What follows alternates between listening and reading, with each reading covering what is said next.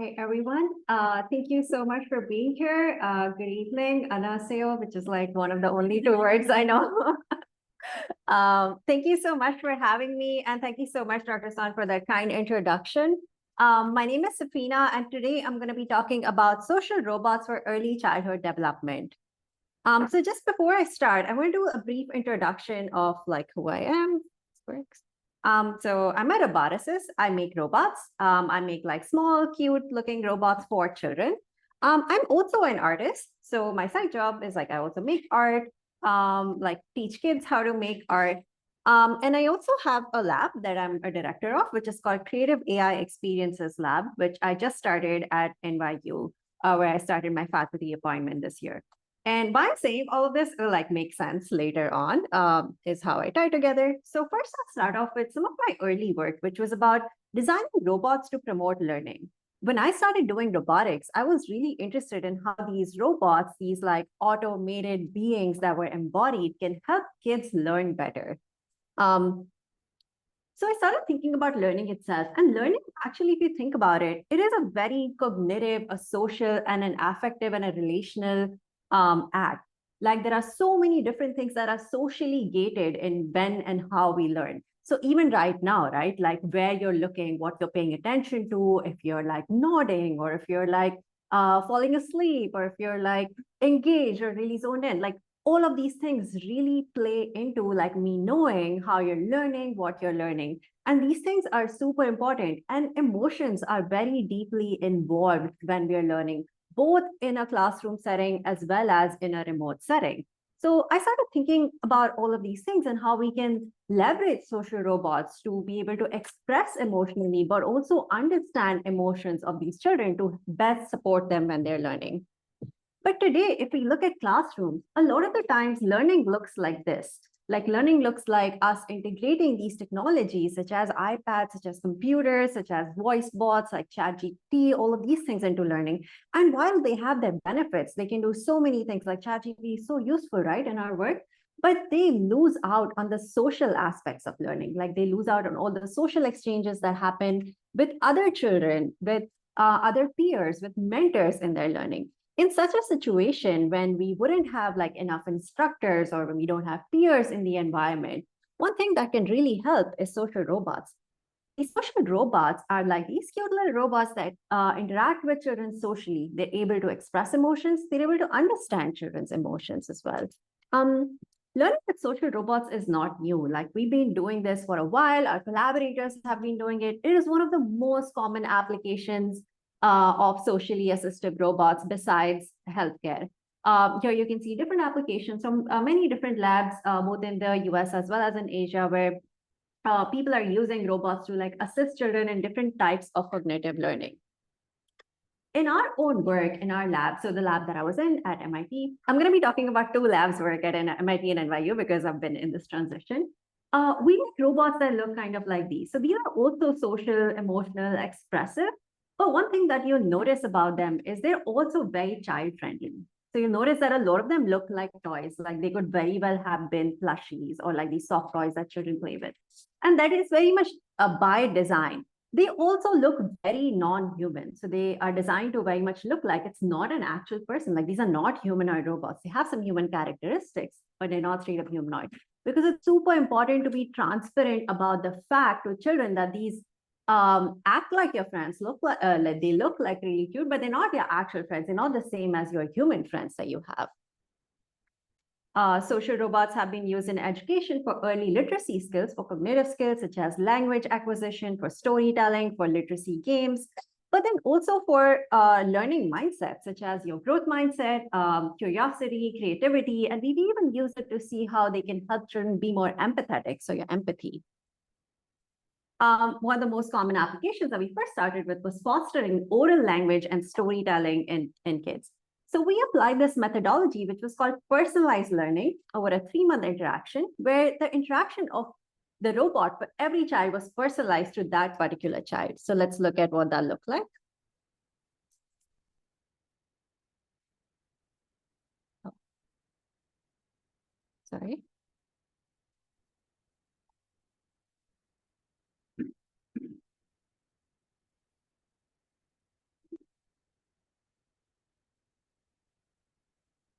Could we increase the volume a little bit? For the room? For the room? Yes. 소리 좀 풀어주세요. Oh, I found it. No, it's micro. Oh.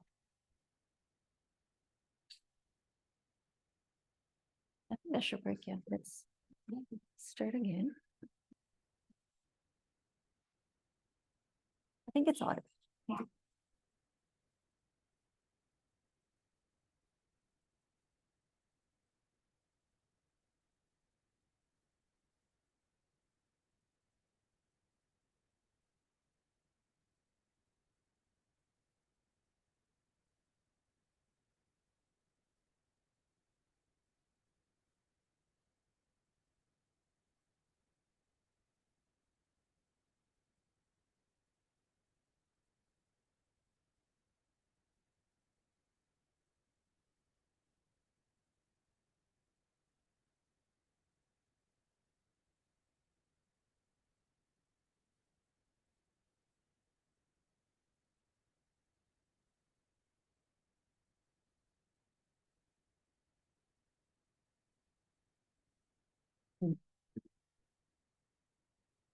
So in this case, the robot tries to hold some memory, like some memory of the child's name, some words that the child wouldn't know. So based on the child's language, you can very positively model what other words they wouldn't know. So here the robot is figuring out that sway is a word that the child doesn't know and takes in that word and then puts it in the next vocabulary of something it needs to talk about. So all the interactions that you're seeing here are pretty autonomous and they work as children are learning new and new vocabularies. We look at different social outcomes, such as there are friendliness, the comfort, the rapport, and the trust they develop with these robots over time. And then there's educational outcomes, such as the learning, the attentiveness, the engagement that they have over time. We also wondered if personalization actually increases that oral language development. So we ran another study where we had 17 students, and in this case, in some cases, the robot was matching the language level of the child. In another case, it was a random robot that was generating language based on what it thought was child appropriate. So one was personalized, the other one was not personalized. Let's look at another video of interaction of what happens over different sessions.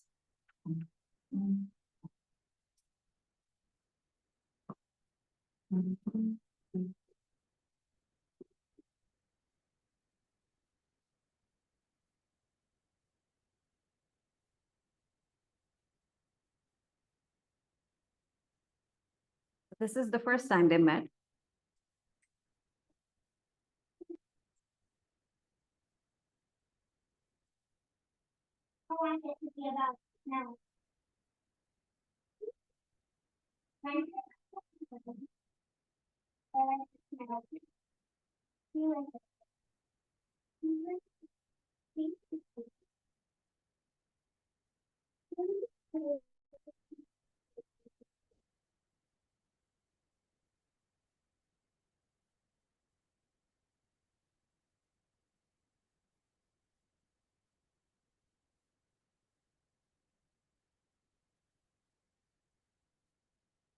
You can see the child's getting more and more comfortable as the sessions go on.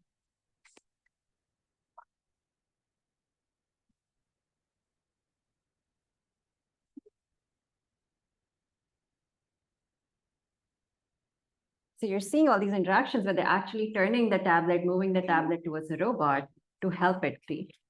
And now the child has fully moved to the other side.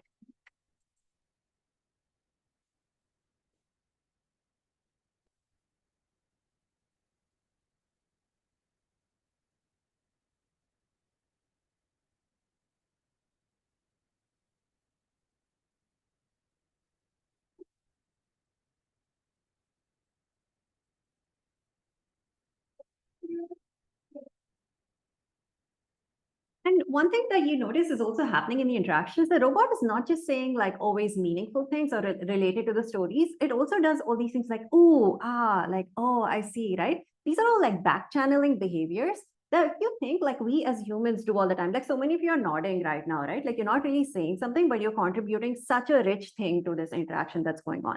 So we also try to bring those sorts of interactions into the robots. And here we did a long-term interactions. We saw how long-term children got like more and more comfortable with this robot and like started to express more and more in the stories that they were making. Now, remember where I said there were two conditions. One was that was matching what children's vocabulary level was at, and the other was like a non-match robot. So it was randomly deciding the vocabulary level based on age. So what we saw here is the vocabulary words learned among children that were interacting with the match words were like significantly higher than the ones that were interacting with the non-match words. The matched ones also, they told longer stories. They used a greater diversity of words that are being used in stories. This was especially helpful for bilingual children. There's a lot of children in the Cambridge area who moved there, who would be like children of immigrants who moved there, or they themselves are immigrants, and they're learning English as their second language. Like a lot of us, right? Like English is not our first language. So it's a really good application for kids like that. Then we decided on taking this personalization a step further.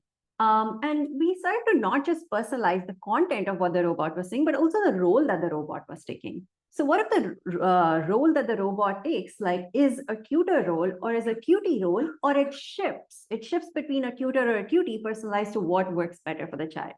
So there's this collaborative game that was designed by Hulishan, who is my collaborator in the lab. And she designed this game where they're trying to take turns to find some objects that matches these words. So they would be trying to find objects like which object is lavender or which object is like aqua. And these are all new words that they're not really familiar with, children are not familiar with. So they're trying to learn new words. So let's see what that looks like.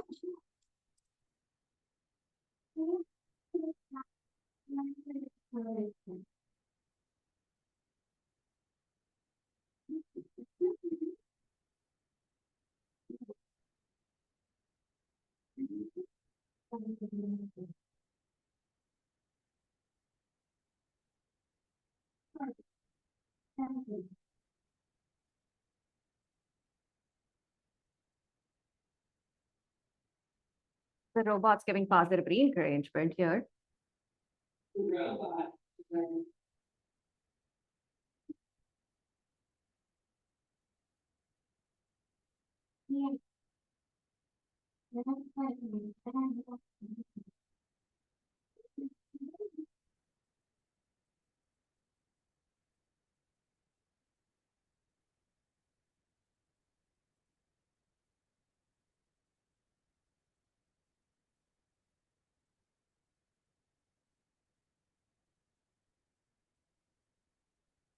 So this was again a very interesting behavior because the child took some encouragement behaviors that the robot showed early on when the child didn't know what lavender is. And then the child kind of played those behaviors back to the robot while the robot was trying to find an object that was lavender. So it also not only is taking this positive re-encouragement, but is also offering this positive re-encouragement back to the robot. So overall, we started to learn that personalization of content leads to positive learning gains. Personalized social behaviors leads to both positive affective gains and improved learning. So we started to think a lot about how can we personalize different social behaviors. Like encouragement is one behavior, but there's a lot of different social behaviors that go on in classrooms. At the same time, another work that we were doing, not in school settings, but in hospital settings, that I thought this group would super like, was around emotional lift from social co-presence. So this work was being led by Dr. Suyan Jung, who's from Seoul. And let's look at a video of this work. Oh no. Okay, so we collaborated with Boston Children's Hospital and Northeastern University, which is also in Boston, to do this work. And we were designing the socially inclusive interface, which was this robot called Huggable. I think I have one video that works. Okay, so let's look at a video.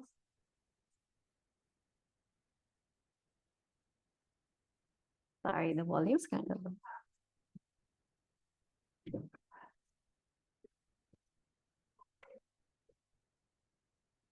Let me try another. I had another video.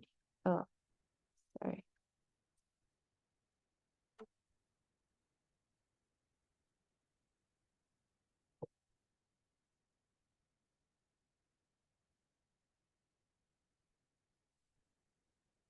Okay, so I'll explain what she's saying because the volume's so low. So essentially, she's saying that she's talking about like all these children who are in the Boston Children's Hospital who oftentimes have to live in isolation because of the conditions that they have, and they're not around their other children peers who they can interact with.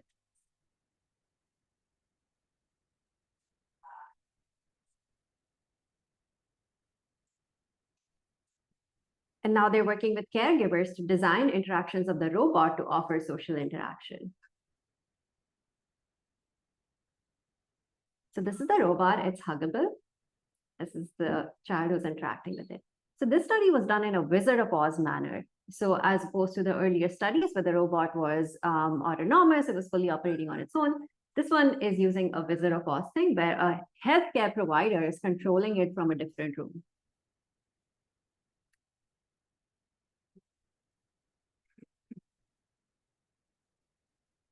So you can see the control mechanism.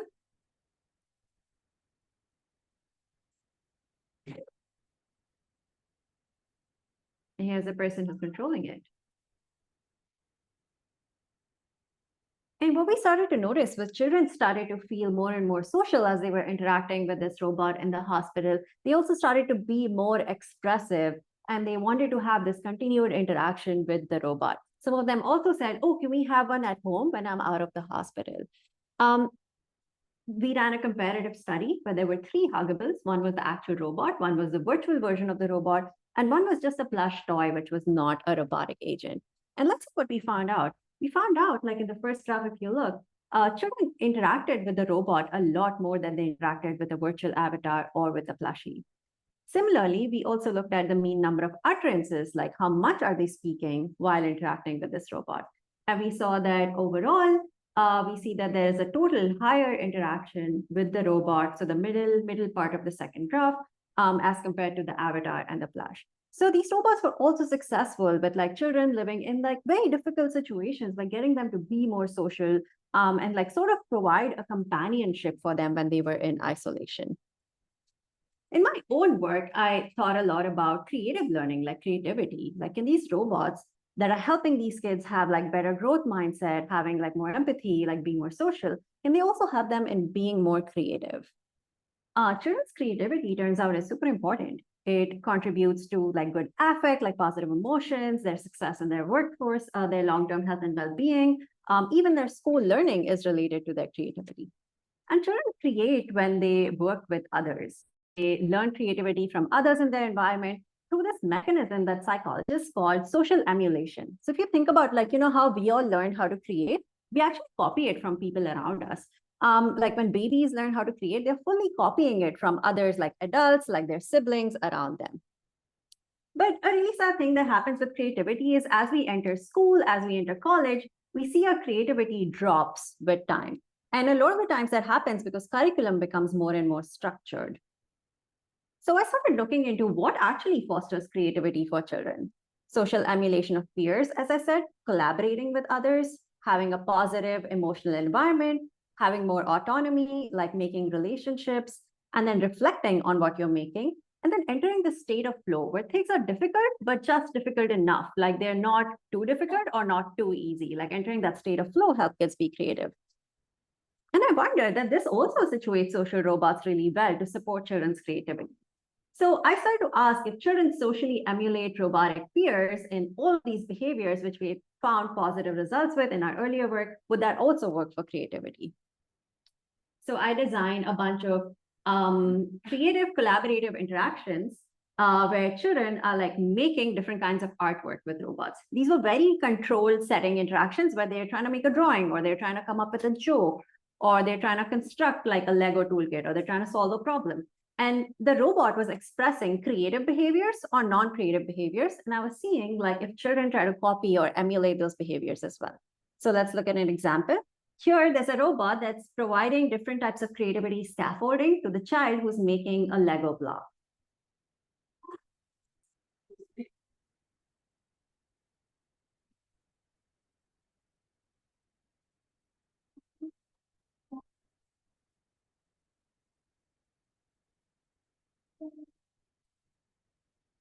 That's such a great idea.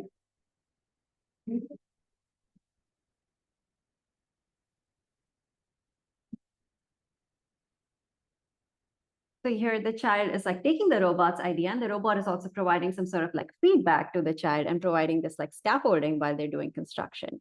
Let's look at another video of collaborative drawing. So in this case, the creativity is happening less through speaking, but more through drawing interaction.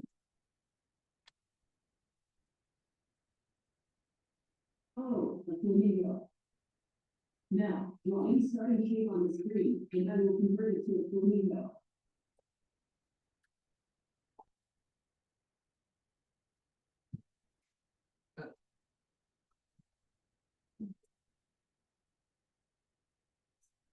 Oh, I can use this flamingo. Big body. So here you see the robot starts with her drawing and then finishes it into a flamingo that she chose into drawing. And the robot would make like different qualities of drawing. Sometimes it would be high quality, sometimes it would be low quality. And they would do this like part by part interaction and finish off their drawing. We often think of Can you try to convert this drawing into a week? You can always press here and draw a new one.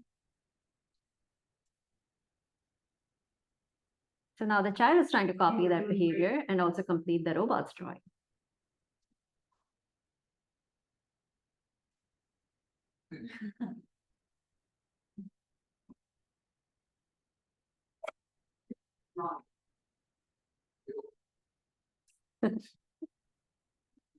And we often think of like creativity, just as like a verbal behavior and like storytelling and all, but actually creation exists in so many different forms, right? Like if we try to solve a problem, like if you try to move a table out of here, like three of us can do it together in very creative ways without talking at all. And that's creativity. Like the child is making drawing here of the robot. That's a different form of creativity. And I was using different creativity, like scaffolding mechanisms, if you saw in those videos. So they're sharing the intent of what they're trying to make. The robot's asking questions. The robot sometimes like sharing some ideas, doing this thing called divergent thinking, like thinking out of the box, giving some like positive feedback, or has like some sort of emotional expressions. I also modeled these behaviors on teachers. So I had teachers doing these like creativity scaffolding using these UI sort of interactions. And then I did some sort of like probabilistic modeling on how often and when to provide these scaffolding things. Like if the robot has too many ideas all the time, that's going to be annoying. But if it's not providing enough scaffolding, that's going to be not enough. So what's the best source to learn this? It's from teachers. Like in hospitals, the best source to learn this was from the caregivers. Similarly, in schools, it oftentimes is their teachers. So let's look at what I observed. So I had a tablet condition. I had a condition in which the robot was not being creative and a condition in which the robot was being creative. And I noticed that when the robot was being creative, it showed significantly more gains in children's creativity. So children were emulating that. But if you notice the difference between tablet and the non-creative condition, that the difference is not significant. Even though there is gain, it is not a significant gain. So the first and the second one. And that's because the robot's presence alone did not really lead to much creative gains. It had to be the robot's presence plus the creative behaviors that it was expressing. Similarly, we saw the similar result happen with constructional creativity. So with these different forms of creative behaviors, we were seeing that when the robot was expressing these behaviors, that's when it led to creative gains in children. On the side at that time, I was also like working a lot on like the modeling side of things. So I was like developing different creative machine learning algorithms. This was pre-GPT era. So we were like only in the beginning of like transformers. Like generative language models used to look like LSTM, so really not as good as what we have today. Like we were using RNNs for doing drawings and not really like generative images. We're doing like things like generative music and like different like style transfer things. But while I was doing this, I also started to think about how our robots create, like how robots express things also needs to evolve. And we need to think of creative tasks outside of these super constrained tasks. Like deciding to make a drawing and finishing that drawing, that is a form of creativity, but that's very constrained. That's not how real world creativity works. So I wanted to design this like open-ended interaction in which a child and a robot can collaborate to create stuff. So I designed a story creation interaction. So here they are creating these picture stories where we have an open-ended storytelling to enable young creators to communicate their culturally rich stories in a choice of their modalities. So it can be a visual story or a text story or a mix of the two. In their preferred aesthetic and off a topic of their interest. So the interaction sort of had these three parts. In this case, there was a robot, there was a tablet, there's a child, and there's this robot station that we've designed that has a multi-sensory setup. So there's a camera hidden in there, there's a microphone, and there's like the entire like networking computer, everything inside. It's a fully autonomous system that fully works on its own, doesn't need any researcher on ground unless you're doing like data collection sort of things. So they do a turn-based story narration. There's different like social interactions that the robot provides, so same like creativity scaffolding. And then on the tablet itself, they can also do like drawings or they can generate images. At this point, we have the capabilities of AI to be able to create all these interesting artifacts that was a lot richer than before the LLM era. But then we often ran into this dilemma of like how much creative control is too much. So how much control do you want to give to the child versus how much control do you want to give to the robot? And we had to do like a lot of play testing back and forth to realize that there's like a sweet spot for this and also personalize that for different children because different children prefer different amounts of autonomy in when they create. So this is what the creative stories look like. Like there was some text, which so the red text is what the child created, the black one is the robot, and then together they're creating like images or drawings. I was also taking different things into account while the robot would play its turn. So the robot would take the child's story, but also which story stage were they at? Were they in the beginning of the story or middle of the story or end of the story? What the history of the story has been, what the reading level of this child is, and what the student's interests are. And then it would create its own story. So let's look at a video.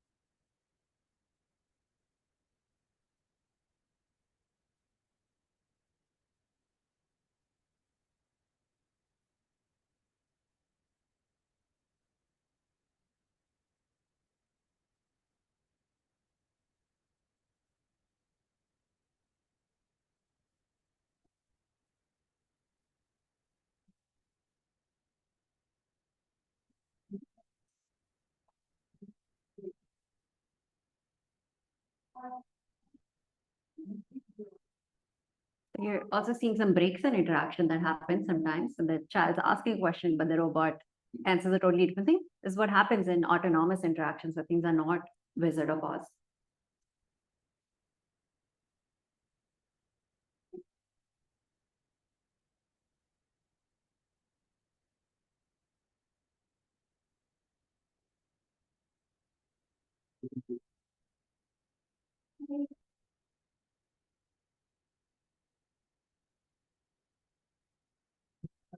So here you're seeing that they like collaboratively, they've gone back and forth and like created this like rich piece of media and an open-ended interaction.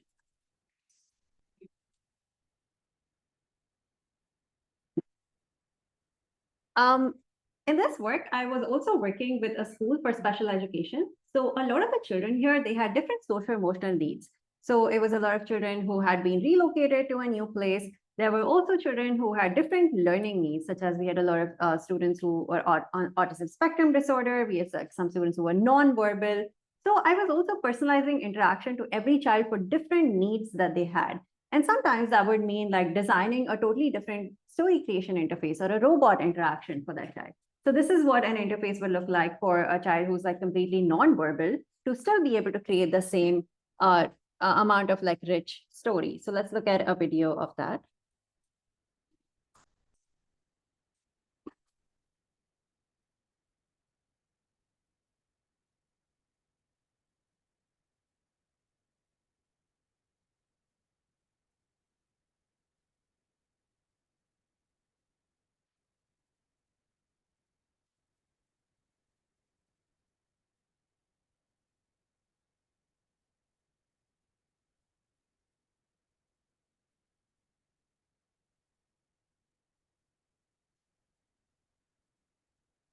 So the child's fully creating through visual images on the tablet.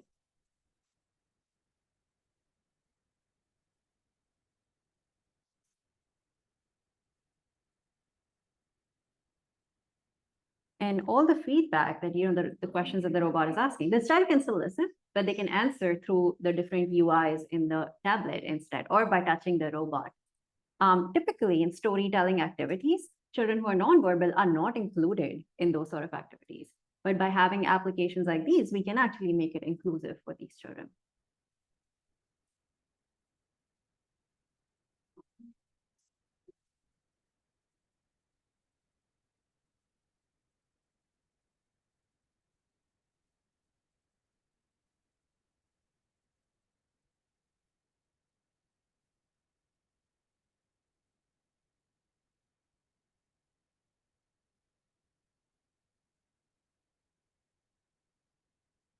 I can't control it. It's fully controlled. So that.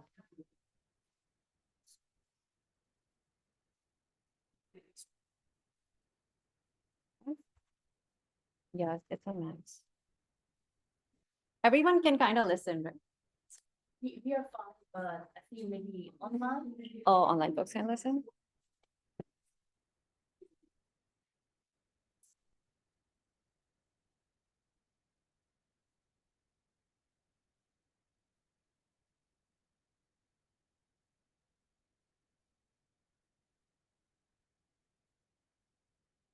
This is my last video. Oh, really? Yeah, so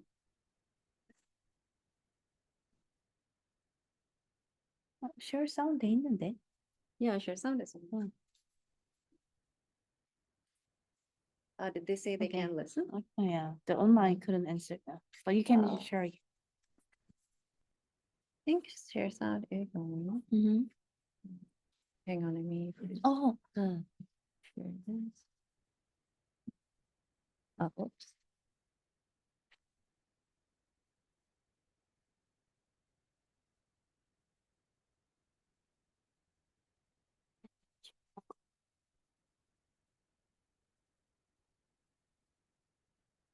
You and I can create so Sorry much about that. together. yeah. Let me.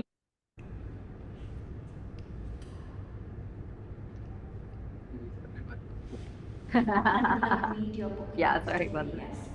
Yes. What do you think is happening in this image? Very good. Do you want to end the story? Yes. Okay, Noah, what do you want to call your story? What do you want to name it? Do you have an idea?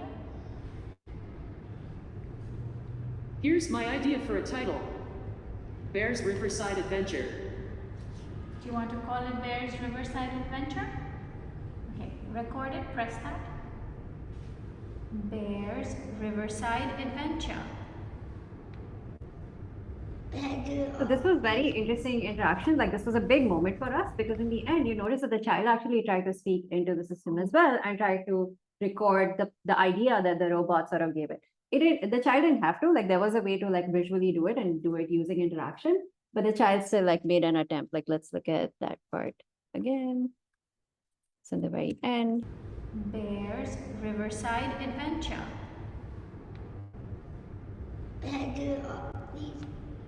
And that's like usually a very like, you know, big moment sort of to happen with a child who's been nonverbal because they're like really trusting this peer that they're with at this point.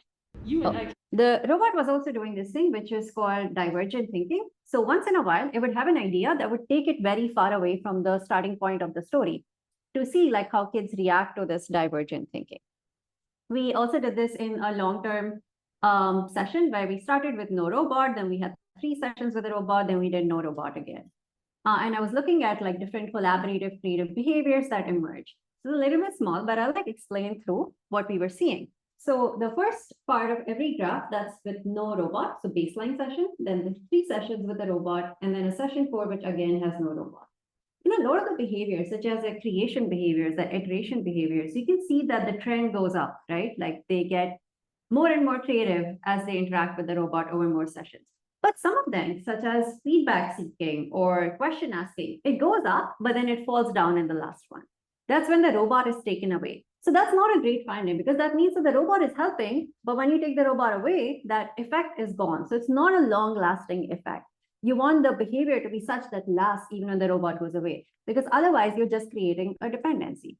So even though the last session was doing like better than the baseline, it was still not as good as when the robot was there. So after this, we ran a much longer term study. So like a 10 session sort of a study that we're still analyzing. So there's no results right now.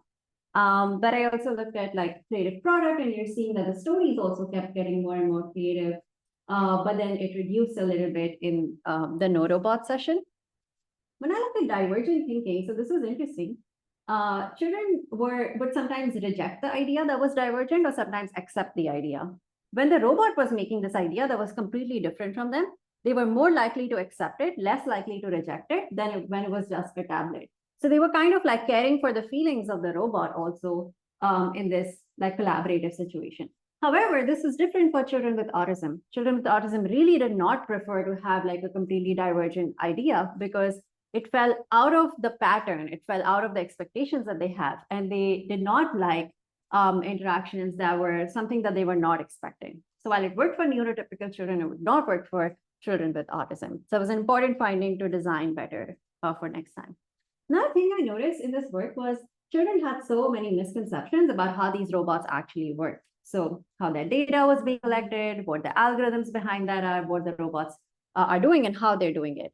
So that also led me to venture into this totally different area of work, which was K-12 AI literacy. So I started to think about how we can promote AI literacy in young children. So like for them to learn about how AI works, how these AI agents work, and then also help them be responsible creators and thinkers and citizens in this AI-driven future that we have. So, no? Oh, thank you. So I designed a bunch of K-12 AI literacy curriculum, such as a creative AI curriculum, the ChatGPT curriculum. Like I also had a curriculum for teachers where they learned about these like different things about how AI tools work. Okay. Okay. They would make really fun, new, innovative applications of creative AI, and children would learn how to use this in art making. They would also learn about ethical implications of AI, such as how plagiarism of art data sets happens without consent, how it affects people's livelihood and their work, and like things like algorithmic biases that come into AI as well. I also made this thing called the AI and art curriculum. So how would you integrate AI in other fields of learning? So other fields of learning such as law, such as art, such as healthcare, things that are not predominantly like computer science fields, but that are being impacted a lot by AI. Because it's important now for different fields and different experts to also learn about AI in ways that are accessible to them. So I worked with art teachers and with artists to make this like art and AI curriculum where children were learning to make with AI, to reflect with AI, to they got different like AI concepts that they learned about, but also thought from like an artist agency and justice point of view.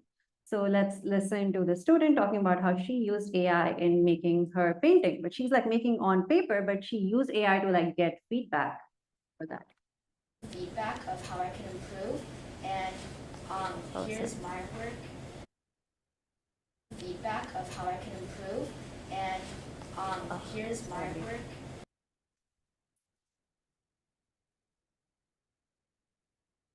Let's try this one more time.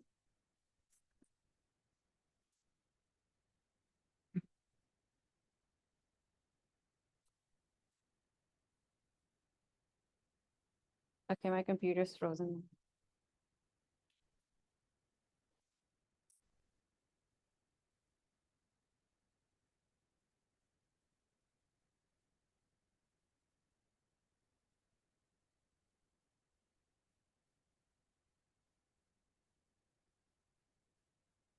Trying to figure out. Okay, let's skip the video in interest of time. But children were basically like making all these interesting artworks while working with AI tools and also learning about how the AI itself works.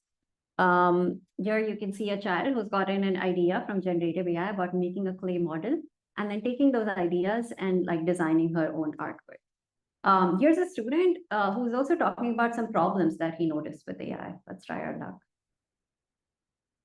Yes, it literally showed, like, this is what it shows. Okay. I don't think that's what geese from Asia look like. Geese from Asia look like regular geese. What is wrong? This child is trying to tell a story about geese from Asia, and it's like the child's like generating it using all these like AI tools, and they have all these stereotypes, like they make the like geese like in this like traditional Chinese clothing, And the child is like recognizing these stereotypes and biases that exist in AI through a very artistic activity. They also like made all these posters around how can we responsibly design AI.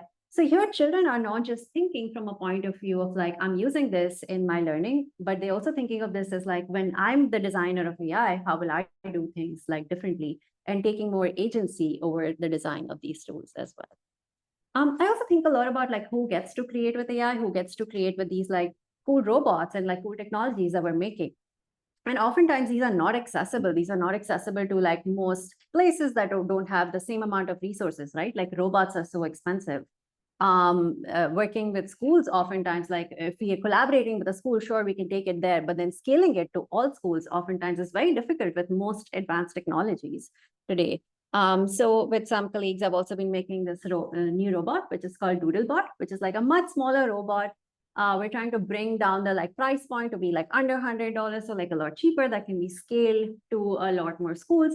And then in the top right, you'll see that's like a Scratch interface, which is like a block-based programming thing that connects to this robot. And why we're building that is because we also want ways for robots to be programmed that doesn't need programming experience or expertise. So children can then control and program their robot. So they are socially interacting with these robots while also learning how to make and how to program them. And yeah, that's everything. That's my content. Thank you.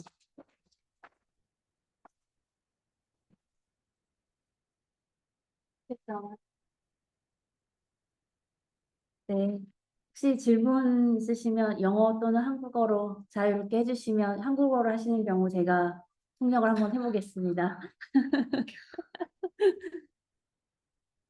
자, 질문이나 궁금하신 점 있으실까요?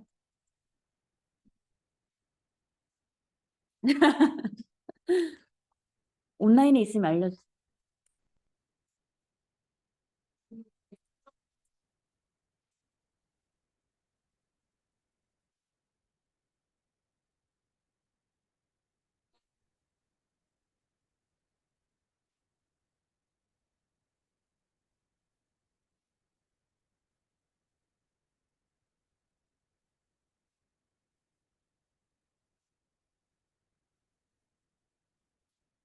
네, 김수민 박사님이 좋은 질문을 해주셨는데요.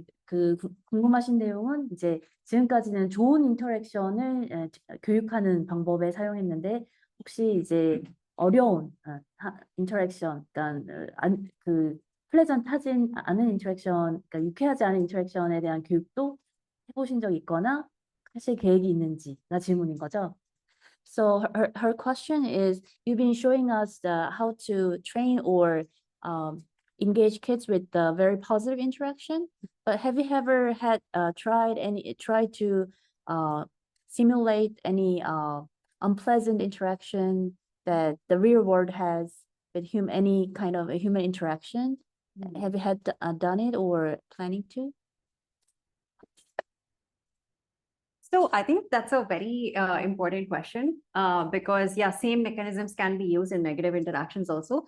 We haven't personally tried to do like, you know, negative interactions with children because there's no IRB that would allow that. But people have done it with adults. One recent study that I was seeing was around bullying. So there are two robots and one robot like is sometimes trying to bully the other. And then there's one robot that is trying to like help the robot that is getting bullied.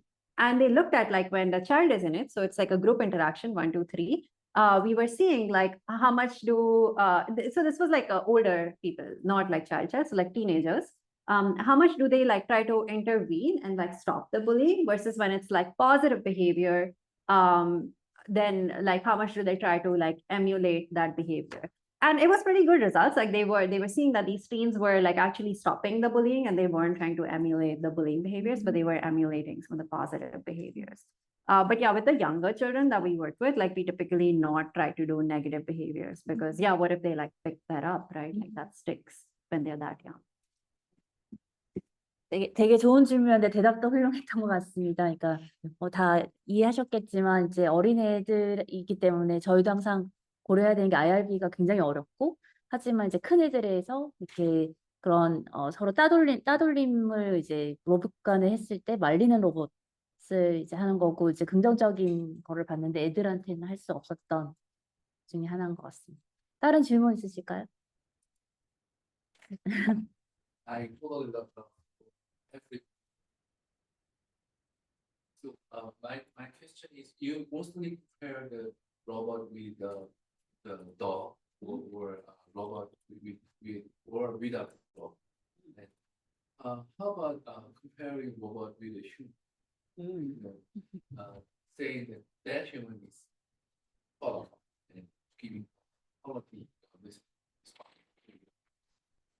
What would be the best ever presentation that would do for the child's education? What would be the last?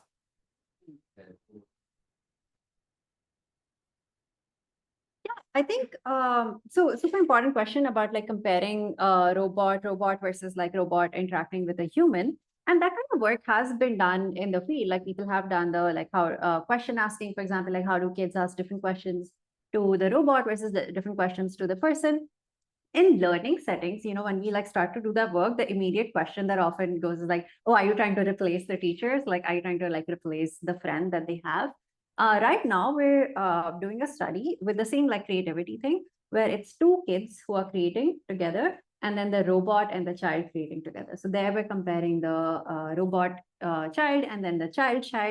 And what we noticed was in the beginning, like the first interaction wise, they were a lot more like collaborative with the child, like with another child. But as interactions go on, as they get like more and more comfortable, they were doing more creative behaviors with the robot, because in the robot case, they always had more autonomy because the child had full control over, you know, like where the story goes, when they create, when the robot creates, things like that. But with another child, you cannot have full autonomy because the child also has the child's autonomy. So that was it. 또 다른 질문 있으실까요?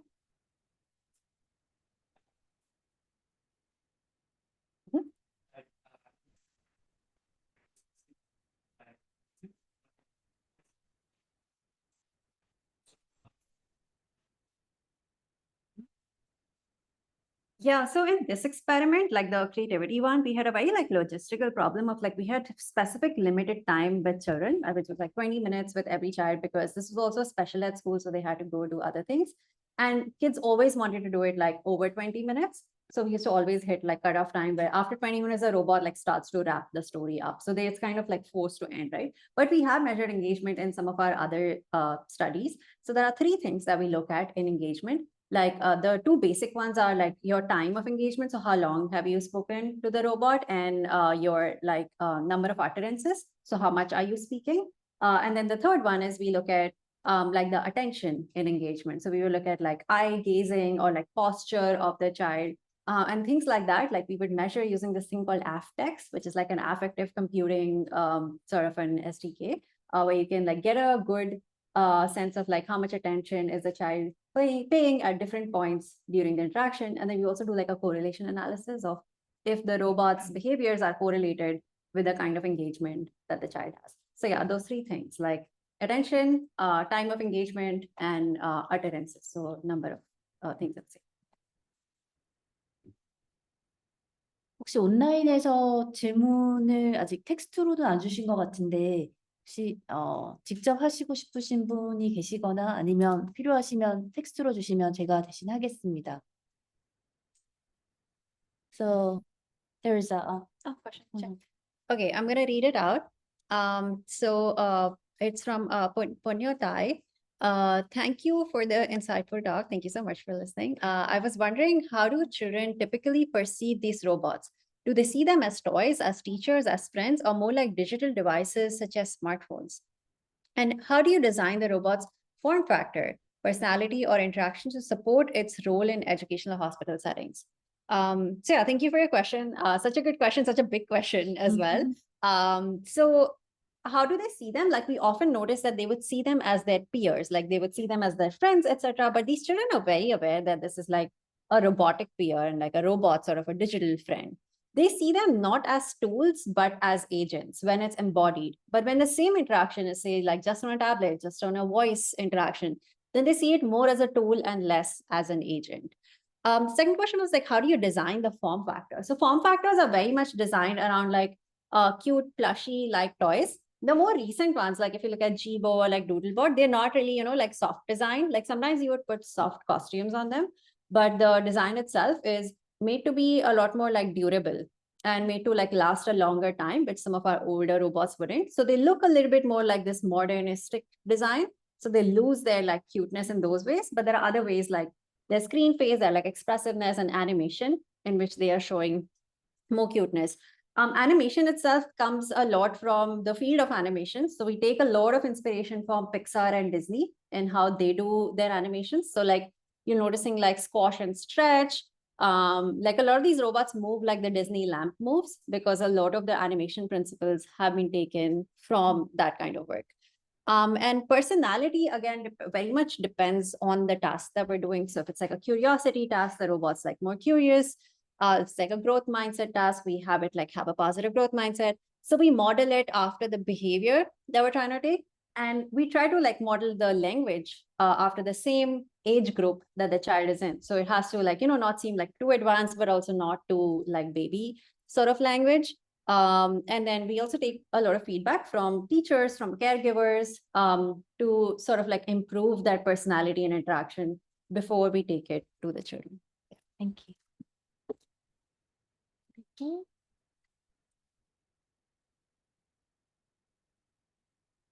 온라인은 이제 없는 거죠. 네, 시간이 이제 많이 되어서 또 혹시 따로 질문 있으시거나 궁금하신 내용 있으면 메일로 연락 주시면 좋을 것 같습니다. 오늘 귀한 시간 함께 해주셔서 감사해요. Thank you so much for.